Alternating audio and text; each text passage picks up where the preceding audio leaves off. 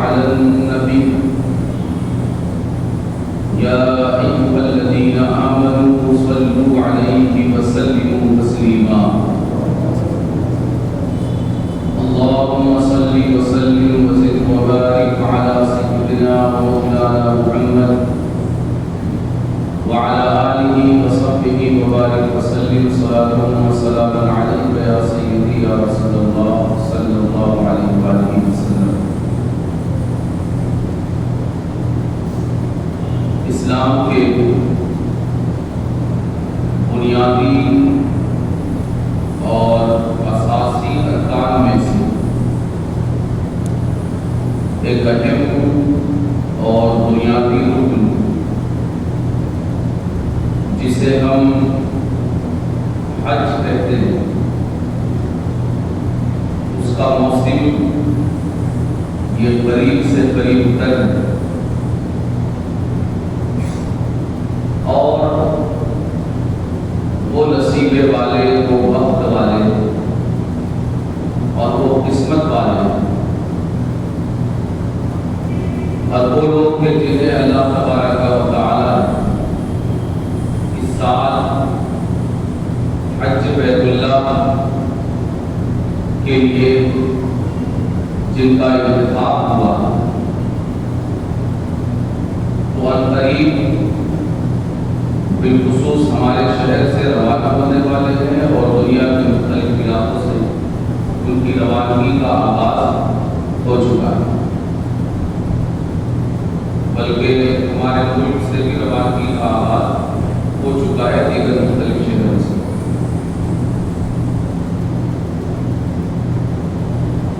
حج یہ سارے ارکان اسلام میں سب سے آخری مرحلے زمانے کے اعتبار سے فرض ہونے والا رکن ہے کہ نماز ہے، روزہ ہے، زکوٰۃ ہے، یہ سب حج سے پہلے فرض ہے، اور حج اس فہرست میں سب سے اخیر میں فرض کیا گیا۔ نماز یہ ان ارکان میں سب سے پہلے فرض ہوئی، عملی ارکان میں، کہ یہ نبی کریم صلی اللہ علیہ وآلہ وسلم کی ہجرت مبارکہ سے پہلے ہی فرض، اعلان نبوت کے 8ویں سال جب نبی کریم صلی اللہ علیہ وآلہ وسلم سفر معراج میں تشریف لے گئے۔ اس کے بعد دوسرے نمبر پر زکوٰۃ فرض ہوئی نبی کریم صلی اللہ علیہ وآلہ وسلم کی ہجرت مبارکہ کے دوسرے سال، اور زکوٰۃ کے بعد تیسرے نمبر پر رمضان کریم کے روزے فرض ہوئے ہجرت کے دوسرے ہی سال زکوٰۃ کی فرضیت کے بعد، یعنی زکوٰۃ اور روزہ یہ دونوں ہجرت کے دوسرے سال ہی فرض ہوئے۔ زکوٰۃ پہلے فرض ہوئی، روزے بعد میں فرض ہوئے۔ یہاں پر ضمنی طور پر ایک چیز ذہن میں رکھ لینا چاہیے، شاید کبھی تفصیل سے اس پر گفتگو ہو، کہ زکوٰۃ کا رمضان سے کوئی تعلق نہیں، زکوٰۃ کا رمضان سے کوئی تعلق نہیں ہے، اس لیے کہ زکوٰۃ اس وقت فرض ہوئی جب رمضان کے روزوں کا کوئی وجود نہیں تھا، کہ زکوٰۃ پہلے فرض ہوئی، روزے بعد میں فرض ہوئی۔ یہ 3 ارکان ہو گئے، اور حج سب سے اخیر میں نبی کریم صلی اللہ علیہ وآلہ وسلم کی ہجرت مبارکہ کے 90 سال، 8 کے بعد جو 9 آتا 90 سال یہ فرض ہوا، اور نبی کریم صلی اللہ علیہ وآلہ وسلم ظاہری طور پر اس دنیا سے ہجرت شریف کے 11ویں سال دنیا سے تشریف یعنی جب آپ کے دنیا سے ظاہری طور پر تشریف لے جانے کے 2 سال پہلے حج فرض ہوا۔ حج یہ اگرچہ اخیر میں فرض ہوا، لیکن اس کی بڑی اہمیت، اس کا بڑا مقام اور اس کا بڑا مرتبہ ہے کہ نبی کریم صلی اللہ علیہ وآلہ وسلم نے ارشاد فرمایا، من حج ولم يرفث ولم يفسق رجع كيوم ولدته أمه۔ فرمایا کہ جس نے حج کیا اور کوئی بے حیائی کی بات اور بے حیائی کا کام نہیں کیا، تو وہ حج کے بعد گناہوں سے ایسا پاک اور صاف ہو کر لوٹے گا جیسے اس دن گناہوں سے پاک اور صاف تھا جس دن اس کی ماں نے اسے جنم دیا تھا، پیدا کیا۔ یعنی گناہوں سے پوری طرح پاک اور صاف ہو کر حقوق اللہ کی معافی کے ساتھ بھی، اور بہت بڑی بات ہے کہ حقوق العباد کی معافی کے ساتھ۔ یعنی میں سمجھتا ہوں کہ کوئی جواب نہیں ہے اس حج کا کہ بندے کو رب اپنے حقوق بھی معاف فرما رہا ہے اور بندوں کے حقوق بھی رب معاف فرما رہا ہے۔ یہ اتنا بڑا تحفہ اور اتنا بڑا اجر ہے کہ جس کا تصور ہم نہیں کر سکتے، اور کم نصیبی سے ہمارے حجاج کرام اس کا تصور کرنا بھی نہیں چاہتے، اس کا تصور کرنا بھی نہیں چاہتے کہ یہ کتنی اہم عبادت ہے، اور اس عبادت کے نتیجے میں اللہ تبارک و تعالی جس اجر کا خود بھی اور نبی کریم صلی اللہ علیہ وآلہ وسلم کی زبانی بھی وعدہ فرما رہا ہے اور بشارت عطا فرما رہا ہے، وہ اجر کتنا بڑا کہ اس کا اندازہ ہم نہیں لگا سکتے۔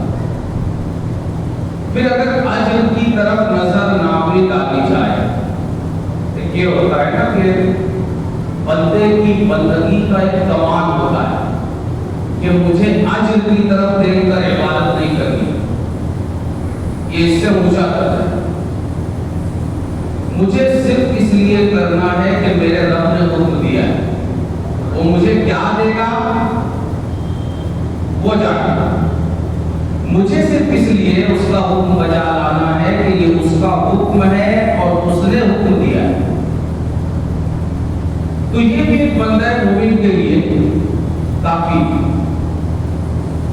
کہ اس لحاظ سے بھی اگر ہم دیکھیں تو دنیا کا ہر سفر اس سفر کے علاوہ مخلوق تک پہنچانے والا سفر، دنیا کا ہر سفر مخلوق تک پہنچانے والا سفر، اور یہ سفر خالق تک پہنچانے والا سفر۔ دنیا کے ہر سفر کی منزل کسی مخلوق کا گھر ہے، اور اس سفر کی منزل کس کا گھر ہے؟ خالق کا گھر ہے۔ اچھا، روحانی طور پر رب تک پہنچنے کے اور بھی راستے، روح کے ذریعے رب تک پہنچنے کے اور بھی راستے، ہر نماز، ہر روزہ، ہر عبادت، ہر ذکر، ہر فکر، یہ کیا ہے؟ رب تک پہنچانے والی عبادت ہے، مگر جسم کو نہیں، بدن کو نہیں، کس کو؟ روح۔ تنہا حج ایسی عبادت ہے جو روح کے ساتھ ساتھ بدن کو بھی رب کی طرف لے کر چلتا ہے، اور جہاں روح رب کی طرف پڑتی ہے، رب کے گھر کی طرف پڑتی ہے، وہیں اس کا بدن بھی روح کے ساتھ ساتھ یعنی تن بدن کے ساتھ یہ رب کی طرف پڑتا ہے اور رب کے گھر کی طرف پڑتا ہے۔ یہاں سے یہ پتہ چلا کہ حج کا یہ سفر دوسرے اسفار کی طرح نہیں، دوسرے سفروں کی طرح، اس لیے کہ ہر سفر کا منتہا یہ بندہ اور بندے کا گھر ہے، اور اس سفر کا منتہا اللہ اور اس کا گھر ہے۔ تو ظاہر ہے کہ جب سفر کی منزلیں مختلف ہو گئی تو سفر کی قیمت بھی کیا ہوگی؟ ایک ہی نہیں، مختلف ہو گئی۔ جب منزل چینج ہو گئی تو سفر کی شان بھی مختلف ہو گئی۔ جب سفر کا منتہا اور سفر کا اینڈ، سفر کی منزل جب جدا ہو گئی تو اب سفر کا انداز، سفر کی شان، سفر کی قدر اور سفر کی قیمت بھی مختلف ہو گئی۔ اور آپ کو پتا ہے کہ جب سفر کی کیفیت مختلف ہو جاتی ہے، سفر کی منزل مختلف ہو جاتی ہے، تو اس سفر کا انداز بھی کیا ہوتا ہے؟ مختلف ہو جاتا ہے۔ اس سفر کی تیاریاں بھی کیا ہو جاتی ہیں؟ مختلف ہو جاتی ہیں۔ کہ اگر منزل کچھ اور ہے تو سفر کی تیاریوں کا انداز کچھ اور ہوگا، منزل کچھ اور ہے تو پھر سفر کی تیاریوں کا انداز کچھ اور ہوگا۔ اور یہاں پر ظاہر ہے کہ سفر کا منزل کے اعتبار سے اتنا اختلاف ہے، اتنا اختلاف ہے، اتنا اختلاف ہے کہ ہم اس کا اندازہ نہیں لگا سکتے۔ آسانی کے لیے ہم یہ سمجھ سکتے ہیں کہ ہر سفر کا انجام مخلوق ہے اور اس سفر کا انجام کیا ہے؟ خالق ہے۔ جب سفر کی منزلیں مختلف ہیں تو اس سفر کے مسافروں کی تیاریاں بھی کیا ہونی چاہیے؟ مختلف ہونی چاہیے۔ لیکن کم نصیبی سے اگر آپ ایک بامبے جانے والے مسافر کی تیاری کو دیکھیں گے، ایک دلی جانے والے مسافر کی تیاری کو دیکھیں گے، ایک کلکتہ جانے والے مسافر کی تیاری کو دیکھیں گے، اسی طرح دنیا کے آپ دیگر کسی بھی خطے، حصے اور علاقے کی طرف سفر کرنے والے مسافر کی تیاری کو دیکھیں گے، اور اسی طرح حرمین شریفین کی طرف سفر کرنے والے مسافر کی تیاری کو دیکھیں گے، تو آپ کو ان دونوں کی تیاریوں میں کوئی فرق نظر نہیں آئے گا، الا ماشاءاللہ، اللہ جس کو توفیق۔ آپ کو ان سارے مسافروں کی تیاری میں کوئی فرق نظر نہیں آئے گا۔ دنیا کے دیگر مقامات کی طرف سفر کرنے والا مسافر بھی کھانے کی تیاری کرتا ہے، ٹفن کی تیاری کرتا ہے، ساتھ لے جانے کے اسباب خورد و نوش، کھانے پینے کے سامان کے حوالے سے تیاری کرتا ہے۔ اور حج کے لیے جانے والے مسافر کے بھی سارے اوقات تیاری کے، چاول کتنے کلو لینا ہے، دال کتنے کلو لینا ہے، ستو کتنے کلو لینا ہے، اور بھاجی کتنی لے کر سکھانی ہے، کون سی سکھانی ہے، نمک کتنا لینا ہے، شکر کتنا لینا ہے، اس طرح کی چیزوں کی تیاری میں گزر جاتا ہے۔ دنیا کے دیگر خطوں کی طرف سفر کرنے والا مسافر بھی اپنے کپڑوں کے حوالے سے تیاری کرتا ہے، کتنے جوڑے چاہیے، اگر شادی میں جا رہا ہے تو وہاں پہننے کے لیے خاص کر نیا کپڑا کس طرح کا ہونا چاہیے، کتنے جوڑے ہونے چاہیے، کتنے دن کا سفر ہے۔ اسی طرح خالق کی طرف سفر کرنے والے مسافر کی تیاری کو بھی اگر ہم دیکھیں تو اس کا حال بھی ان مسافروں سے جدا اور الگ نہیں ہوتا۔ یہ بھی اپنے کپڑوں کی تیاریوں میں لگا ہوا نظر آتا ہے۔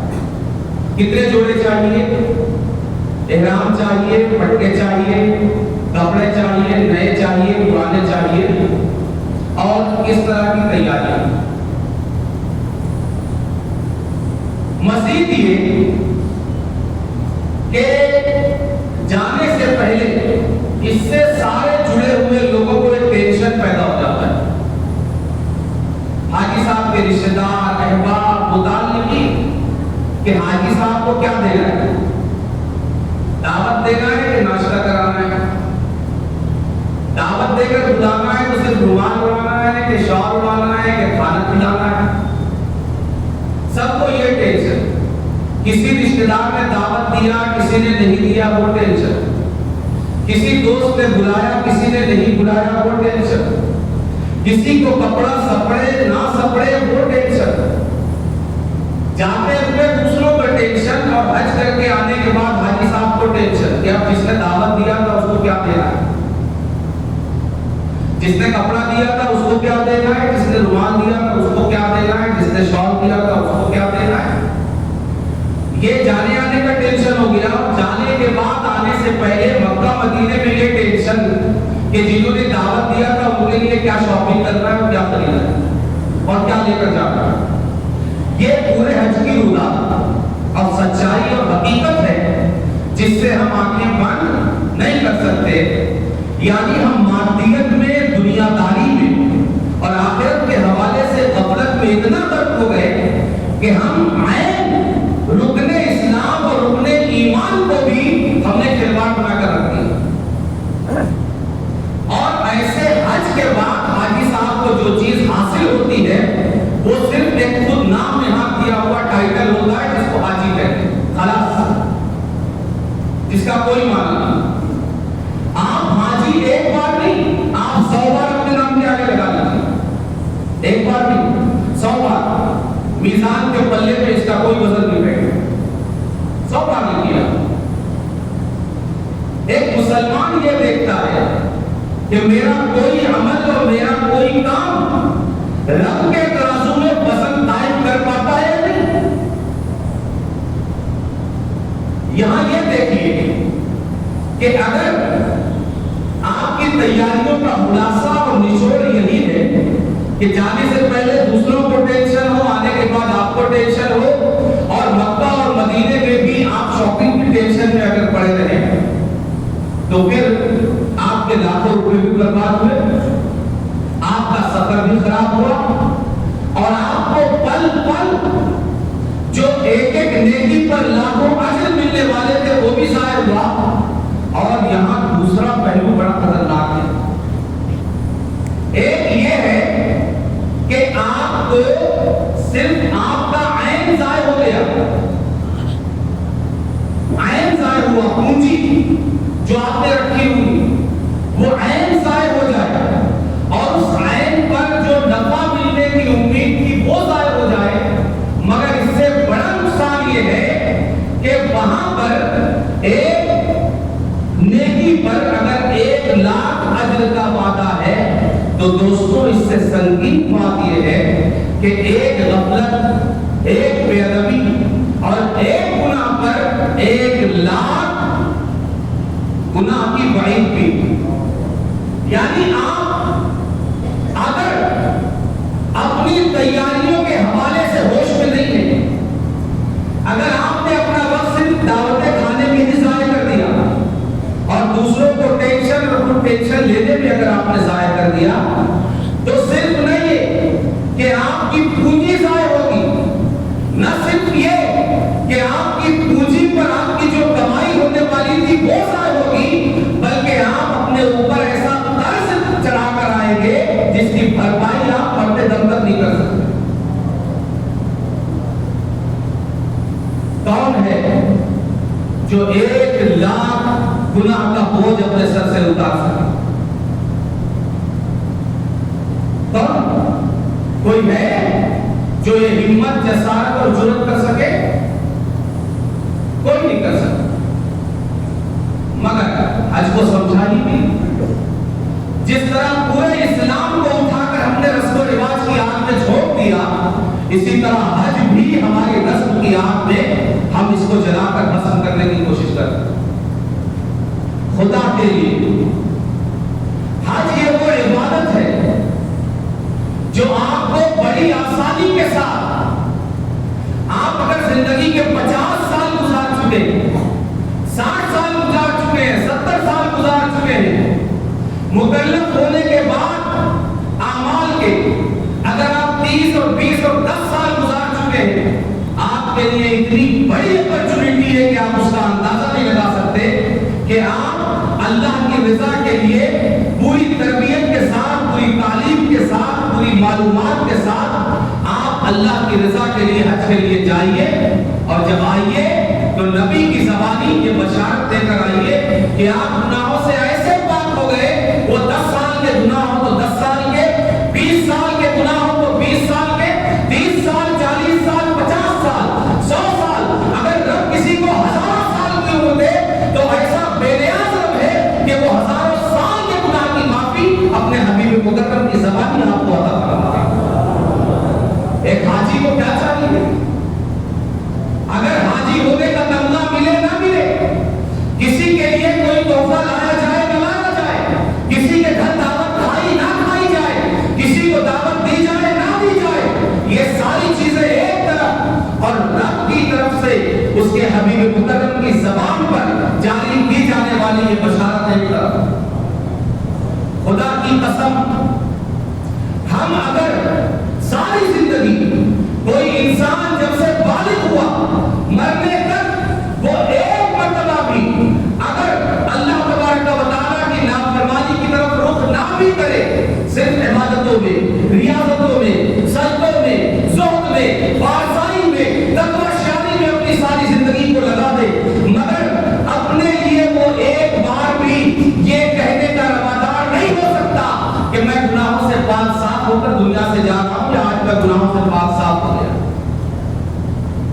ساری زندگی عبادت میں گزارنے کے بعد کسی کی زبان کو یہ یاد نہیں کہ وہ اپنے بارے میں یہ دعویٰ کرے کہ وہ آج گناہوں سے ایسا پاک صاف ہے کہ جیسا اس دن تھا جس دن اس کی ماں نے اسے جنا تھا۔ مگر اللہ تبارک و تعالی ایک حاجی کو اپنے نبی کی زبان یہ بشارت عطا فرما رہا ہے۔ کتنی بڑی چیز ہے، کاش ہم اس کو سمجھتے، کاش ہم اس کو سمجھتے۔ ہمارے 3، 4، 5 لاکھ روپے اس کے مقابلے میں کوئی قیمت نہیں رکھتے۔ آج ہم کو یہ قیمت سمجھ نہیں آئے گی، آج یہ اجر سمجھ نہیں آئے گا۔ نبی نے فرمایا نا، الناس کلهم نیام اذا ماتوا انتبہوا، کہ سارے لوگ سو رہے ہیں، آنکھیں اس وقت کھلیں گی جب یہ مریں گے۔ آج ہمیں سمجھ نہیں آئے گا کہ ماں کے پیٹ سے پیدا ہونے والا جس طرح گناہوں سے پاک صاف ہوتا ہے، اس طرح 40 سال زندگی بسر کرنے کے بعد نبی کی زبان سے یہ بشارت پا جانا کتنا بڑا تمغہ ہے۔ آج سمجھ نہیں آئے گا۔ جب آنکھیں ہمیشہ کے لیے بند ہوگی، دنیا کی طرف واپسی کا دروازہ لاک کر دیا جائے گا، عمل کا سلسلہ بند ہو جائے گا، ایک بار بھی رب کا نام، رب کا ذکر، رب کی باقی زبان پر جاری کرنے کا موقع نہیں ملے گا، اس وقت سمجھ آئے گا کہ یہ 4 اور 5، 6، 7 اور 10 لاکھ روپے میں جو بشارت مل رہی تھی یہ بڑی سستی تھی۔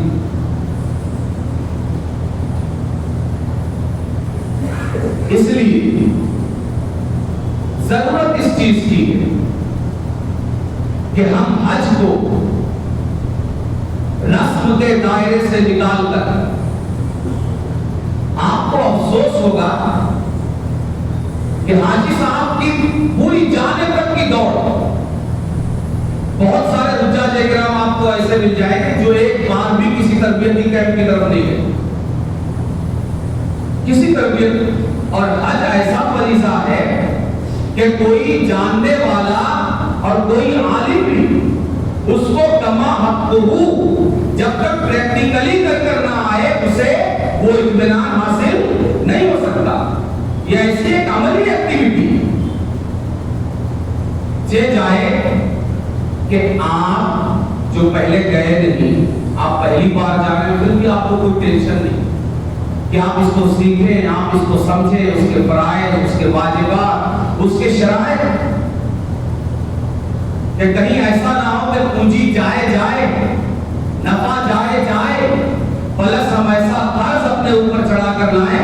کہ جس کی بھرپائی نہ ہو سکے ساری زندگی. اس لیے دوستوں ابھی وقت ہے کم سے کم ناگپور والوں کے لیے کہ غالباً پہلا جہاز یہاں سے 7 تاریخ کو. ابھی وقت ہے کم سے کم 2-4 دن باقی کہ وہ کم از کم اپنے بچے ہوئے یہ اوقات حج کی تربیت میں لگائیں. آپ تحفے تحائف ساری زندگی دے سکتے ہیں, کھانا پینا ساری زندگی کھا سکتے ہیں, بلکہ میں تو یہ عرض کرتا ہوں آپ کی بارگاہ میں دست بستہ کہ آپ روزے رکھیے آج سے. کیوں؟ اس لیے کہ آپ جہاں جا رہے ہیں آپ کا بدن جتنا لطیف ہوگا, جتنی لطافت اس میں ہوگی, اور آپ کی روح کی کثافت جتنی دور ہوگی, آپ کو اتنی لذت اور اتنی یکسوئی اور اتنی کامل توجہ آپ کو حاصل ہوگی. ہونا یہ چاہیے کہ ایک حاجی کی تیاریوں کا اہم حصہ یہ ہو کہ وہ مہینوں پہلے سے روزے کی عادت ڈالے تاکہ بدن کی کثافت اور آلودگی دور ہو. الٹا آپ یہ دیکھیے کہ وہ دعوتیں کھا کھا کر اپنے بدن کو مزید بوجھل کر کے جاتا ہے.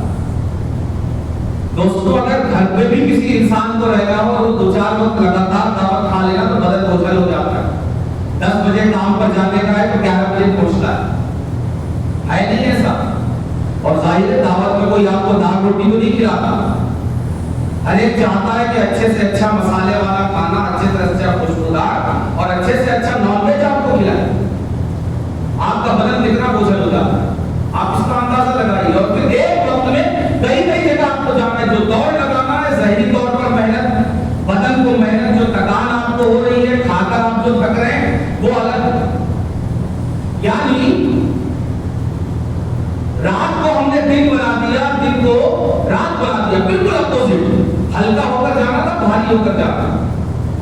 اللہ کے اس حج کو آپ ایسے دیکھیے کہ یہ کوئی رسم نہیں ہے, ٹھیک ہے, اور دنیا کی طرف سے حاصل ہونے والا کوئی تمغہ نہیں, بلکہ یہ اللہ تبارک و تعالیٰ کی طرف سے نبی کی زبانی ملنے والی بہت بڑی بشارت کو اچیو کرنے کا سفر ہے. اور پھر آپ کہاں جا رہے ہیں؟ رب کے گھر جا رہے ہیں. اور پھر نبی کریم صلی اللہ علیہ وآلہ وسلم کے در پر جا رہے ہیں. آپ کو چاہیے کہ جانے سے پہلے آپ کے ذمے جتنے فرائض باقی ہیں آپ اس کو ادا کر کے جائیے. آپ نبی کی سنہری جالیوں کے سامنے یوں ہی کھڑے ہو جائیں گے. یہ کتنی جسارت اور بے ادبی کی بات ہے کہ آپ کے ذمے نمازیں ہوں, آپ کے ذمے روزے ہوں, آپ کے ذمے زکاتیں ہوں, آپ کے ذمے دوسروں کا حق ہو, اور آپ بڑی بے حیائی کے ساتھ جا کر بارگاہ رسالت میں کھڑے ہو جائیں. سرکار یہ فرائض چھوڑ کر آیا, یہ فرائض اپنے ذمے لے کر آیا, یہاں تک کہ ہم نبی کو مردہ نہیں زندہ مانتے ہیں. ہمارا یہ عقیدہ ہے کہ نبی اپنی سنہری جالیوں کے اندر سے آج بھی امت کو بھی ملاحظہ فرمان ہے اور امت کے اعمال کو بھی. اگر آپ کا یہ عقیدہ زندہ عقیدہ ہے, اور اگر آپ کا یہ عقیدہ آپ کے سینوں میں, آپ کے دل میں, آپ کے ایمان میں زندہ ہے, تو آپ کتنے جری اور جسور ہیں کہ فرائض کو چھوڑ کر رب کی جالیوں کے سامنے, محبوب کی جالیوں کے سامنے جا کر کھڑے ہوں گے. آپ اپنی جرأت کا اندازہ لگائیے, آپ اپنی جسارت کا اندازہ لگائیے کہ آپ کی جسارت کے ساتھ تو پہنچی ہوئی.